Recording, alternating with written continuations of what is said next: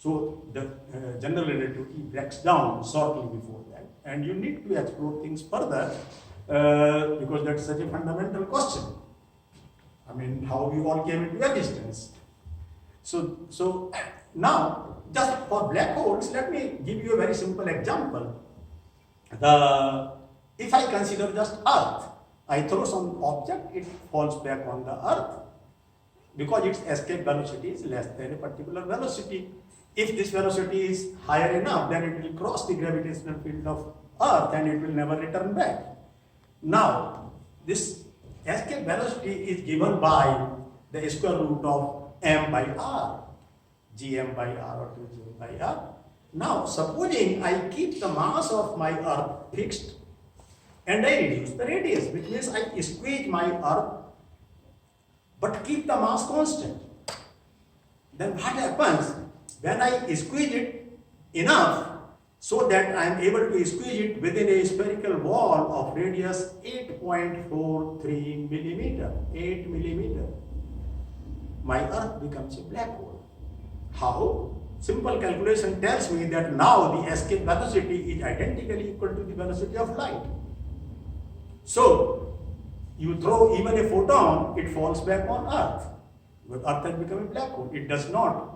It's not able to cross the gravitational field of Earth, which has now become a black hole. If I do this for my sun, then I have to squeeze it in a spherical wall of radius something like 3 kilometers, then my sun would become a black hole. Okay? So, but supposing I still want to squeeze it further, then general relativity would not explain what happens inside or beyond.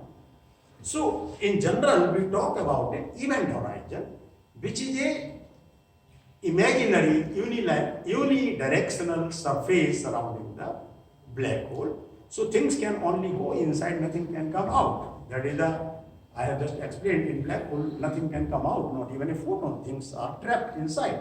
But I want to go beyond, I want to explore what is happening inside. My classical theory of gravity would not be able to tell me what is happening now. And I need a theory of quantum gravity.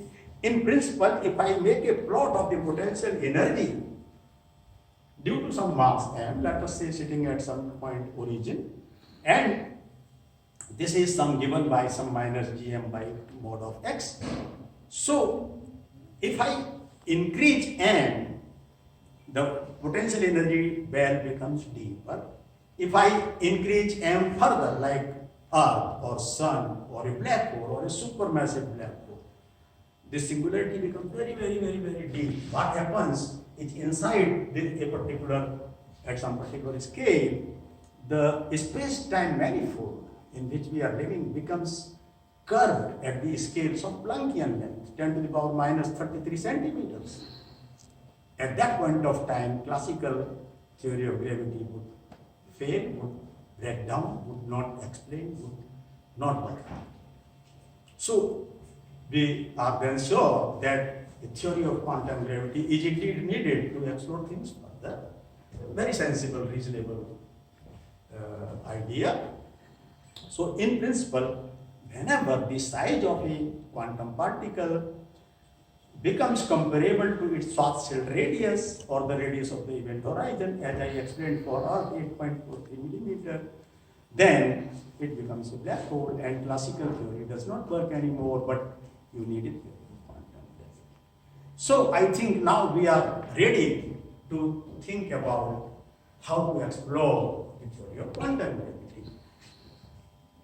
Now, in the beginning, I mentioned about the standard model or conventional quantum field theory. So, this theory is based on the metric tensor is flat space, there is no gravity in it. Now I have to introduce gravity into it. Okay, that is our idea, how to construct a theory of quantum gravity. So I take off from there. So what do I do? In the first place, I would promote my metric tensor to be dependent on space-time. Okay, standard model is a gauge theory. Okay, which is invariant under local symmetry. In the first place, I introduce supersymmetry into my theory. Supersymmetry is a theory that rotates bosons into fermions and fermions into bosons. Okay, like electron is a fermion. Okay, photon is a boson. So then, if you introduce supersymmetry into standard model, you obtain what is called a supersymmetric standard model. Now, there is a super partner to each and every particle that you had before. Okay. However, the theory now loses its gauge symmetry, its local symmetry. What happens now? This supersymmetric theory has several advantages. The number of divergences is reduced, which were otherwise present in the original theory. They were supposed to be renormalized away because Coulomb law of force varies as 1 by r square. So it is highly singular at r equal to 0, and that is the cause of the infinities in the field theory, and it is being renormalized away. So the Heisenberg uncertainty principle comes to my rescue, and it smears out the singularity at r equal to 0 due to Coulomb law of interaction. You see, we have to remember this, recap this in our mind, that gravitational law of interaction, Newton's well-known law taught in 9th standard, is also singular at r equal to 0, m1, m2 by r square. You see, so we have to address this question. Now, I first introduce supersymmetry into the theory. I get a supersymmetric standard model. My number of particles becomes double. However, the symmetry of the theory is no longer that rich. It is not a local symmetry, but it is a global or rigid. So the symmetry transformation parameter is a constant Dirac spinner and is not dependent on the space coordinates of the space-time manifold. So we have to do that. In order to construct a theory of quantum gravity, we need to introduce the local symmetry into the theory. This is the one important step. So what I do is, in the first place, I promote my metric tensor to be a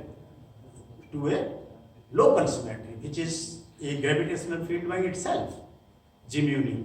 So it becomes a function of x mu, the space-time coordinates, which otherwise it was a constant.